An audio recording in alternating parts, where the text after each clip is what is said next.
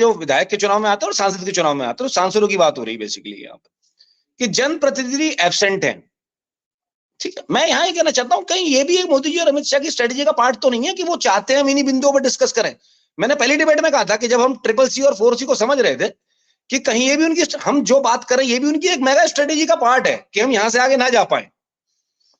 देखिए, पहले हमें समझना पड़ेगा कि भारत की राजनीति पिछले 10 सालों से कहां जा रही है। 2014 मोदी जी का वन मैन शो इलेक्शन था, केवल मोदी जी के नाम से चुनाव जीता गया।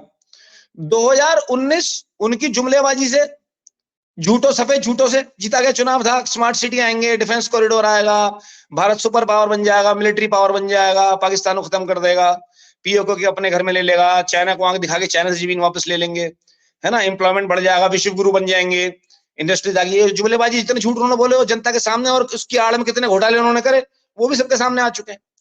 अब ये ठीकरा जहां वोट परसेंटेज और जहां पे सारी कैलकुलेशन इनके अगेंस्ट जा रही हैं, ये मोदी जी उस ठीकरे को फोड़ना चाह रहे हैं जनप्रतिनिधि के ऊपर। पहले आप इस इक्वेशन को समझिए। जनप्रतिनिधि को जब टिकट मिला है केवल इस बात पे कि मोदी जी के नाम से वो जीत रहे हैं, तो वो क्षेत्र में क्यों जाएंगे, पहले हमको ये बताइए आप।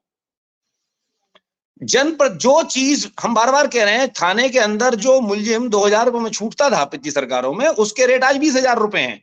हमने ये भी डिस्कस किया कि नौकरशाही खुली डकैती मार रही है। क्यों मार रही है? क्योंकि उसको तो बच्चे विदेश में पढ़ाने अपने।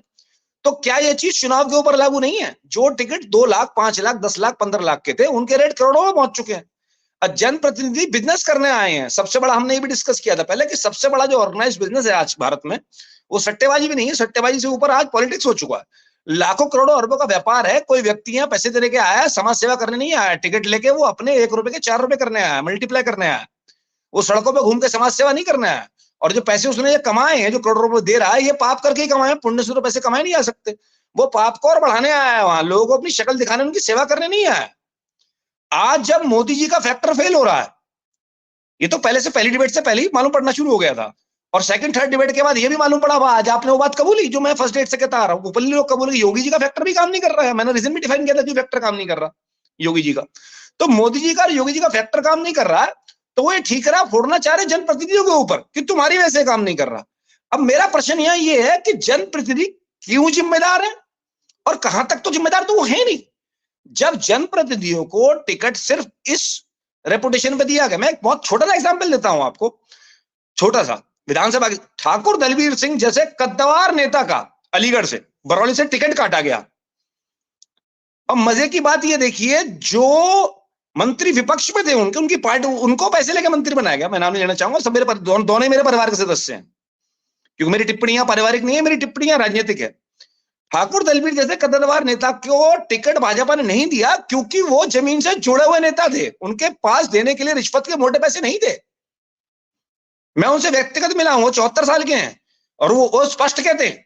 मैं उनके कद का एक और एग्जाम्पल दूंगा आपको। 2012 में जब अखिलेश की सरकार आई थी, तो 13-14 में अखिलेश की विजिट हुई अलीगढ़। अखिलेश को कुछ नहीं पता था, बाहर से पढ़ के आए थे। तो नेताजी ने पूछा अखिलेश यादव से कि आप अलीगढ़ जा रहे हैं? उन्होंने कहा हाँ जी अलीगढ़ जा रहे हैं। आपकी लिस्ट कहाँ है, आप विजिट लिस्ट कहाँ है? तो विजिट लिस्ट लिखाएगी, उसको बड़े बड़े मुल्लाओं के, मौलवियों के, पैरवियों के नाम दिए हुए थे।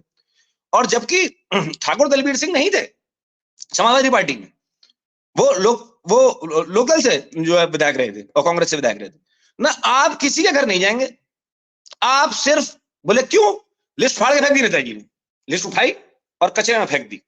आप सिर्फ एक व्यक्ति से मिलेंगे, ठाकुर दलबीर सिंह से। कारण पूछा गया, उनने कहा बाकी सब ये समाजवादी पार्टी में जो भर्ती है ये सब एजेंट है, और ठाकुर, ये अंदर की बात बता रहा हूं, और ठाकुर दलबीर सिंह सच्चे नेता है। आप जाके उनसे मिलिए। तो अखिलेश ने सवाल किया, वो तुम्हारी पार्टी में भी नहीं है? अरे मूर्ख, ऐसे लोगों को तो अपनी पार्टी में लाया जाता है, तभी तो पार्टी बड़ी बनती है, पार्टी महान बनती, सत्ता बढ़ाती है। तो ये एक वाक्य जो मैंने आपको बताया, जो अंदरूनी समाजवादी पार्टी पिता पुत्र का वार्तालाप है, वहां से आया निकल के। तो इस कद्दावर नेता को टिकट के लिए तरसा दिया इस भाजपा ने। और ऐसे अनगिनत एग्जाम्पल है। एक किसान से जेई 2.5 लाख रुपए रिश्वत मांग रहा था, ठाकुर दलबीर सिंह ने 2.5 महीने आंदोलन करके डीएम ऑफिस में उसको जेई को सस्पेंड करवाया। तो जब ऐसे जनप्रतिनिधि इनको नहीं चाहिए, जो 50 साल से ठाकुर दलबीर सिंह राजनीति में है, मेरे बाबा की उम्र के हैं, 50 साल से वार्षिक degree college, DS degree college से जो व्यक्ति जड़ों से जुड़ा हुआ है, जिसने कभी 2 रुपए की दलाली नहीं करी, जिसने 1 पैसे की ठेकेदारी नहीं करी, कभी कोई किला नहीं कमाया, 1 रुपया नहीं कमाया राजनीति में, जिसने पूरा जीवन देश को दे दिया, उस आदमी का, और वो जीत क्या है आपकी पार्टी से, उस आदमी ने टिकट काट, तो राजनीति में कोई विधायक, कोई सांसद अदर देन 1 और 2-3%, इक्का दुक्का कुछ लोग रह गए होंगे, तो मैं उनका नाम ले नहीं सकता हूं, वो इतने कम रह गए, वो केवल अपने पैसे को 4 पैसे बनाने के लिए आए हैं।